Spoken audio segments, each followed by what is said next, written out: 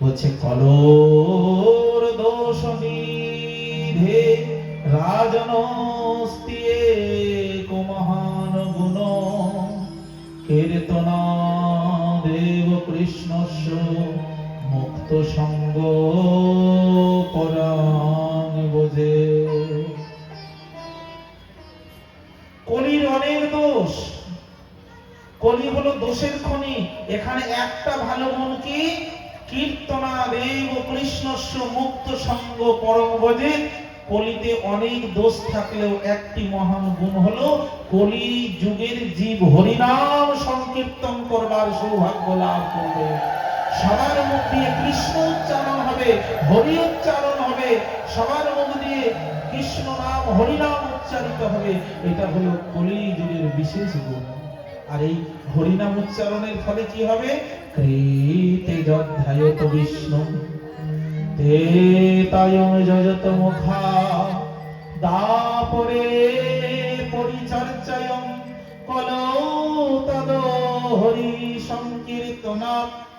বললে কলিযুগের বিশেষ গুণ, বলছেন সত্য যুগে ধ্যান করলে যে ফল পাওয়া যায়, ত্রেতা যুগে যাগযজ্ঞ করলে যে ফল পাওয়া যায়, দাপর যুগে পূজা অর্চনা করলে যে ফল পাওয়া যায়, এই কলি যুগে শুধু জিহ্বা নড়িয়ে হরিনাম করলেই সেই ফল পাওয়া যায়।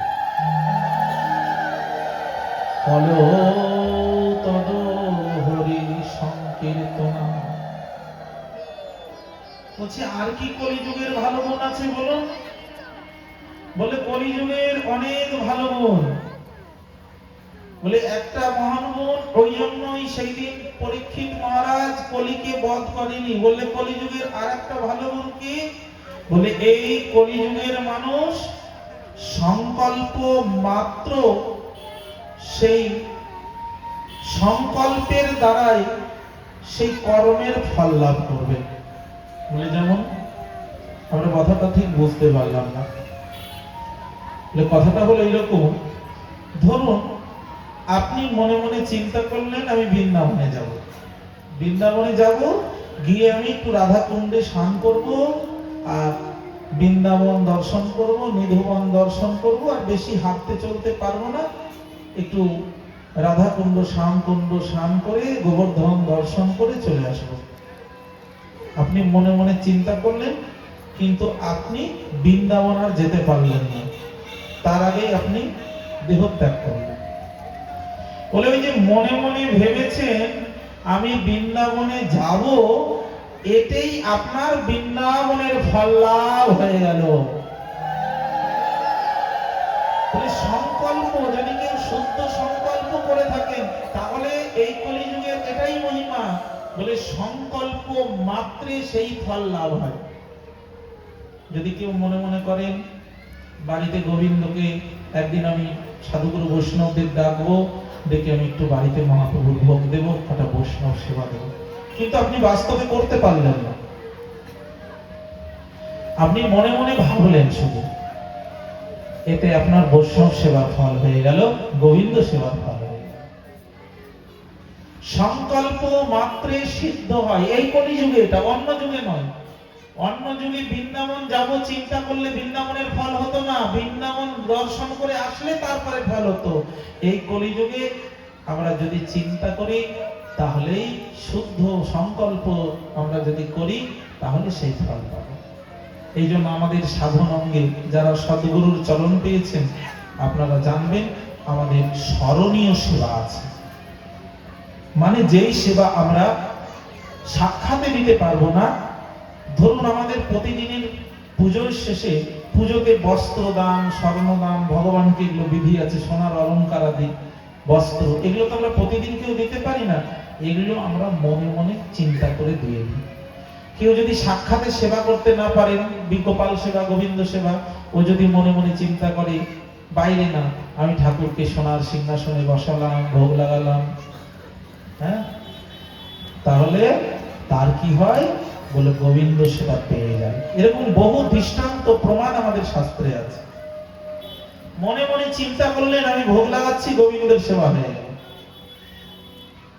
হ্যাঁ, এরকম আমাদের বহু পুরাণাদিতে উল্লেখ আছে। হ্যাঁ, এটা কলিযুগে সম্ভব। কলিযুগে ভগবান শ্রী গৌর সুন্দর আমাদের হরিনাম সংকীর্তন দিয়েছেন। আর কি দিয়েছেন বলেছে, অন্য যুগে যে প্রায়শ্চিত্তের বিধান ছিল, কলিযুগে ভগবান প্রায়শ্চিত্তের বিধানটা তুলে দিয়েছেন।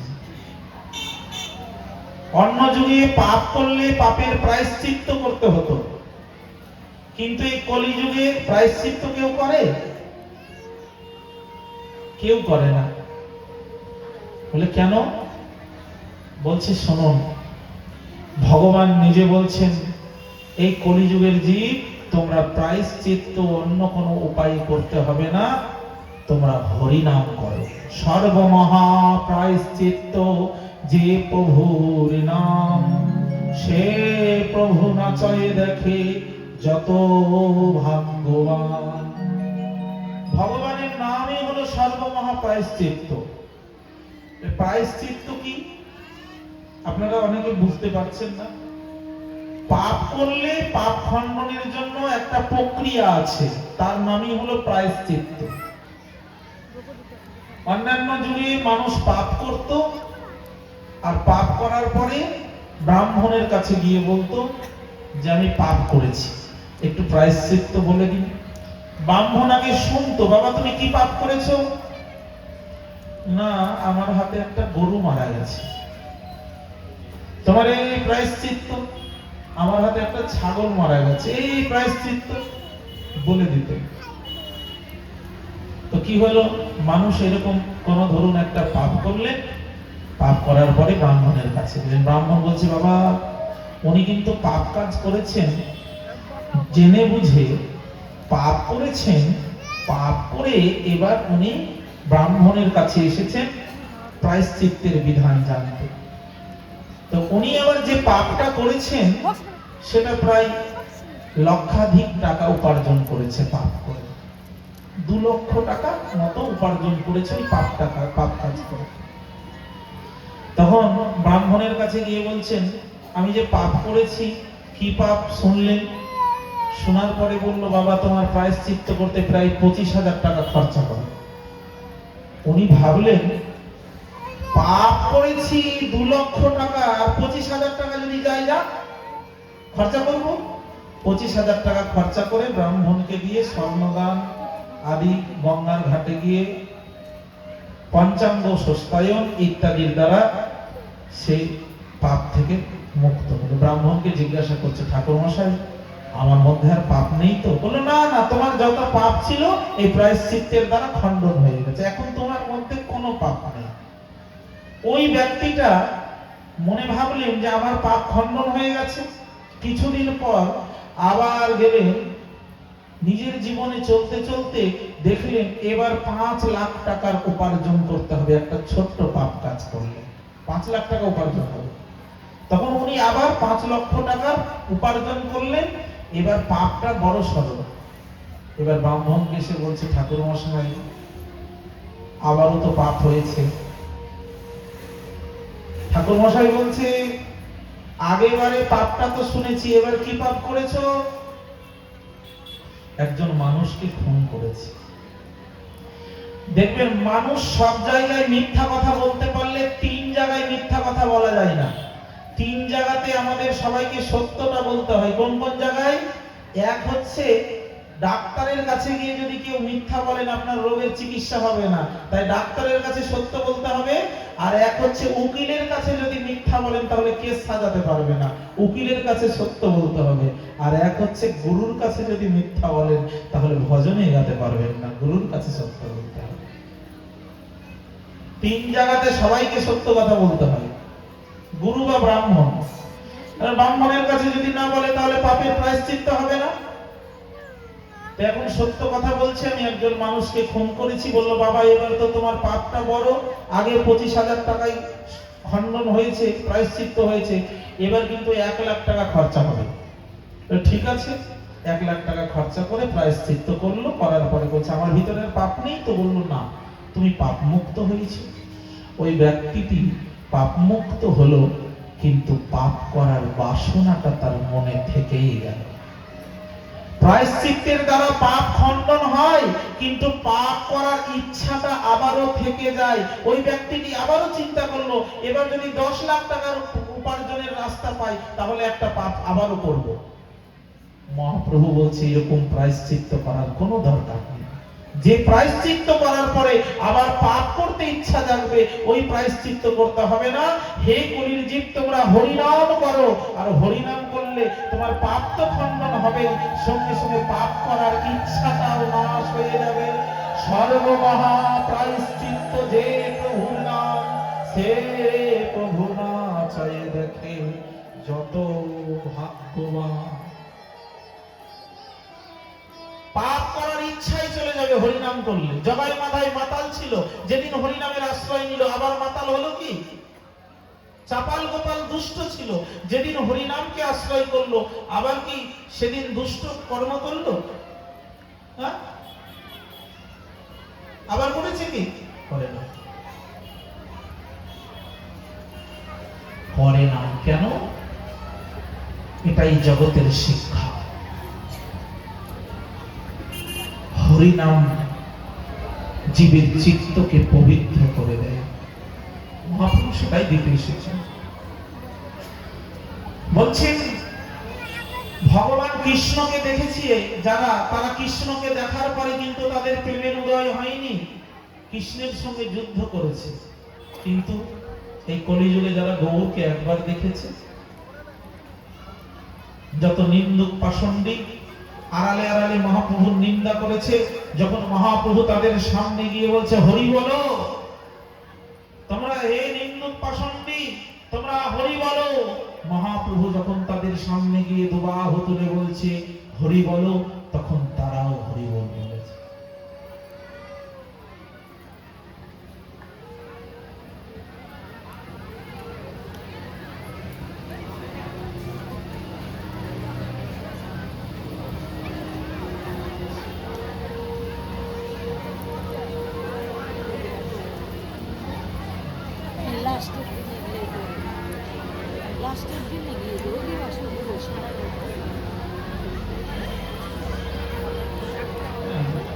রাধে। এইভাবে আমার মহাপ্রভু জগৎকে শিক্ষা দিচ্ছেন। দেখুন বলছেন কৃষ্ণ প্রেমা হয় যার দূরদর্শনে, এ মত কভু নাহি শুনি বেদে বা পুরাণে। কৃষ্ণ ভগবানকে দেখেও কংসের প্রেমের উদয় হয়নি, কিন্তু আমার মহাপ্রভুকে যে দেখেছে, দূর থেকে দেখেছে, তার প্রেম হয়ে গেছে। মহাপ্রভুকে দূর থেকে দেখার ফলে প্রেম কি করে হয়? বলে মহাপ্রভু যার দিকে তাকিয়েছে না, সে প্রেমে ভেসে গেছে। এটা কি করে হয়? বলছেন চোখে দেখলেই কারো প্রেম হয়। যার দিকে দৃষ্টি দিয়েছে, হরি বলে বাহু তুলে প্রেমাদিষ্টে চাই, দেখিয়া জগৎ জীবের কলমশ নাশায়, তারই প্রেম হলো। কি করে সম্ভব? এটা বিজ্ঞান কখনো মানতে পারে যে একজন মানুষ দেখলেই প্রেম হবে? বলে বিজ্ঞান মানতে পারে না, তবে এমনও দৃষ্টান্ত বিজ্ঞানে আছে। বলে কেমন? আপনাদের ঘরে সবার ঘরে টিভি আছে তো? ডিসকভারি চ্যানেল বলে একটা চ্যানেল আছে না, যেখানে শুধু দেখবেন পশু পাখি দেখায়, বাঘ সিংহ সাপ ব্যাঙ এগুলো দেখায়। তো ডিসকভারি চ্যানেলে দেখাচ্ছে আফ্রিকার জঙ্গলে একটা সাপ আছে। ওই সাপটা এক জায়গায় বসে থাকে, আর তার সামনে দিয়ে যদি কোনো প্রাণী যায় ওটাকে শিকার করে। কিভাবে করে? এক জায়গায় বসে থেকে বললে ও ওই প্রাণীটাকে দেখে চোখ দিয়ে বিষ ছাড়ে, বিষ বিস্ফোরণ করে চোখ দিয়ে। সাপের চোখ দিয়ে বিষ বিস্ফোরণ হয়। কত বিষাক্ত সাপ! বলে যখন চোখ দিয়ে সাপের বিষটা বিস্ফোরণ হয়, সামনে যে প্রাণীটা যায় ও মাতাল হয়ে পড়ে যায়, আর চলতে পারে না। ওই বিষের প্রভাবে ওই প্রাণীটা মাতাল হয়ে পড়ে ঘুরপাক খেয়ে পড়ে থাকে, আর সাপটা গিয়ে ওই প্রাণীটাকে আহার করে। বললে এটা যদি বিজ্ঞানে প্রমাণিত হয়, চোখ দিয়ে বিষ ছেড়ে কাউকে ঘায়েল করা যায়, কাউকে দোষীভূত করা যায়। আমার গৌরহরি রাধারানীর ভাব নিয়ে এসেছে জগতে, সে যদি কারো দিকে একবার প্রেম বর্ষণ করে নয়ন দিয়ে, সে ভক্ত হবেই হবে, তার প্রেম হবেই হবে। এটা মহাপ্রভু রাধারানীর ভাব নিয়ে এসেছে, প্রেম নিয়ে এসেছে জগৎকে দিতে। শুনুন, এভাবে আমাদের কথা। আজকে খুব তাড়াতাড়ি বিশ্রাম দেব আমি, আর একটু সময় হরি কথা করব। আপনাদের কাছে বিশেষ অনুরোধ, আজকে অন্তিম দিন, আমরা অনেক গান শুনবো, তাই একটু ভিক্ষার পাত্র নিয়ে আপনাদের সামনে